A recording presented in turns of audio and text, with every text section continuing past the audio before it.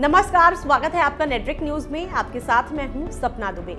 दिल्ली विधानसभा चुनाव 2020 में दिल्ली की आम आदमी पार्टी को प्रचंड बहुमत से जीत मिली है। दिल्ली की जनता ने आम आदमी पार्टी और सीएम अरविंद केजरीवाल पर एक बार फिर से भरोसा जताया है। राजधानी में आम आदमी पार्टी लगातार तीसरी बार सरकार बनाने वाली है। बताया जा रहा है कि आगामी 16 फरवरी को सीएम अरविंद केजरीवाल दिल्ली के रामलीला मैदान में दिल्ली के मुख्यमंत्री के रूप में तीसरी बार शपथ लेंगे। भारतीय जनता पार्टी की बात करें तो बीजेपी को बीते 2 सालों से लगातार झटका मिलता जा रहा है।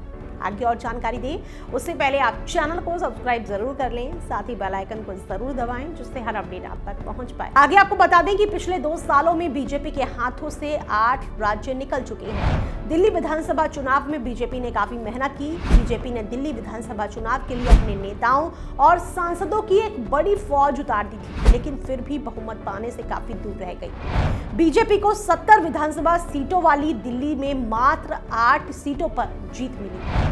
गृह मंत्री अमित शाह, पीएम नरेंद्र मोदी, बीजेपी अध्यक्ष जेपी नड्डा समेत तमाम दिग्गजों ने चुनावी रैलियां की, जनसभाएं की, लेकिन दिल्ली की जनता ने केजरीवाल पर ही भरोसा जताया। दिल्ली में बीजेपी इतनी कोशिशों के बावजूद हार गई। ऐसे में सवाल ये उठता है कि पीएम मोदी और गृह मंत्री अमित शाह जैसे बड़े चेहरों के बावजूद भी बीजेपी को इतनी करारी हार का सामना क्यों करना पड़ा। तो जानते हैं दिल्ली में बीजेपी के हारने के 10 महत्वपूर्ण कारण क्या-क्या रहे।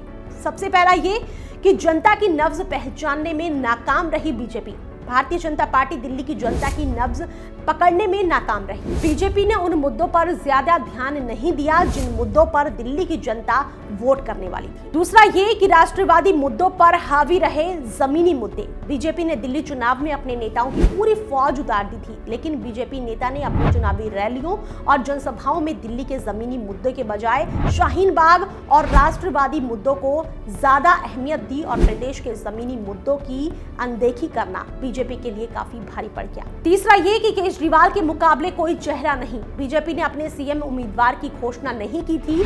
बीजेपी का कहना था कि वो प्रधानमंत्री नरेंद्र मोदी के नेतृत्व में चुनाव लड़ रही है।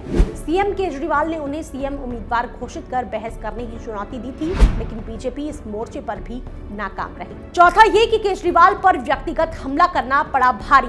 जैसे जैसे चुनाव की तारीख नजदीक आती गई, बीजेपी नेताओं ने सीएम अरविंद केजरीवाल पर व्यक्तिगत बयानबाजी शुरू कर दी। कुछ बीजेपी नेताओं ने उन्हें आतंकवादी तक कह दिया था। बीजेपी की इस गलती को आम आदमी पार्टी ने आड़े हाथों लिया और बीजेपी को ही इस मुद्दे पर घेर दिया। केजरीवाल पर व्यक्तिगत हमलों से आम आदमी पार्टी को प्रदेश की जनता से सहानुभूति मिलती चली गई। पांचवा ये कि चुनाव के बीच कानून व्यवस्था का बिगड़ना। चुनाव के बीच ही जामिया, जेएनयू और शाहीन बाग जैसे मुद्दे उठे और बीजेपी ने सीएम अरविंद केजरीवाल को निशाना बनाया, लेकिन प्रदेश की जनता को ये भली भांति मालूम था कि दिल्ली की कानून व्यवस्था की जिम्मेदारी केंद्र सरकार के हाथों में है और बीजेपी नेता इसके लिए अरविंद केजरीवाल को जिम्मेदार बताते रहे। इस तरह बीजेपी इस मुद्दे पर भी विफल हो गई। छठा ये कि आक्रामक चुनाव प्रचार। बीजेपी नेताओं ने चुनावी रैलियों और जनसभाओं में काफी आक्रामक भाषा शैली का प्रयोग किया। वहीं आम आदमी पार्टी जमीनी स्तर पर चुनाव प्रचार में लगी थी और दिल्ली की जनता से विकास के मुद्दे पर वोट मांगती रही। अपनी आक्रामक भाषा शैली के कारण बीजेपी को बैकफुट पर जाना पड़ा।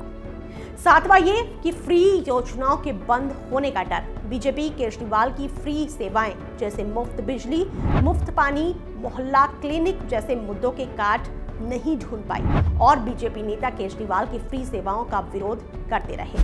इसलिए दिल्ली की जनता में एक तरह से ये डर भी बैठ गया था कि अगर बीजेपी सत्ता में आती है तो फ्री सेवाएं बंद हो जाएंगी। आठवां ये कि स्थानीय नेताओं की अनदेखी। बीजेपी ने दिल्ली विधानसभा चुनाव में नेताओं की बहुत बड़ी फौज उतार दी थी। चुनाव प्रचार में स्थानीय नेताओं से ज्यादा बाहरी नेता इकट्ठे हो गए थे। हालात ऐसे थे कि स्थानीय नेता खुद को ही उपेक्षित महसूस करने लगे थे। ऐसे में वो अपने मन मुताबिक चुनाव प्रचार नहीं कर पाए या फिर जमीनी मुद्दों पर बात नहीं कर पाए।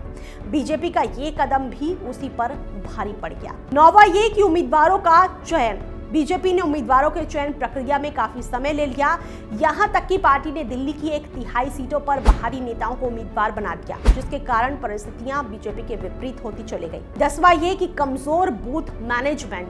बीजेपी उम्मीदवार अपनी रैलियों और जनसभाओं में ही ज्यादा व्यस्त रहे। स्थानीय स्तर पर जनसंपर्क करने की बजाय उनका ध्यान जनसभाओं में ज्यादा रहा, जिसका परिणाम हुआ कि वो स्थानीय लोगों से जमीनी स्तर पर अपना संपर्क नहीं बना पाए और लोगों तक अपनी बात नहीं पहुंचा पाए, जिसका परिणाम हुआ कि इतने जोर शोर से चुनावी अभियान चलाने के बावजूद दिल्ली की जनता ने बीजेपी को नकार दिया।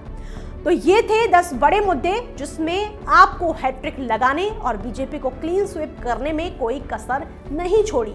वैसे आपको और कोई भी मुद्दा लगता है तो हमें कमेंट में जरूर बताएं, साथ ही चैनल को सब्सक्राइब करना ना भूलें।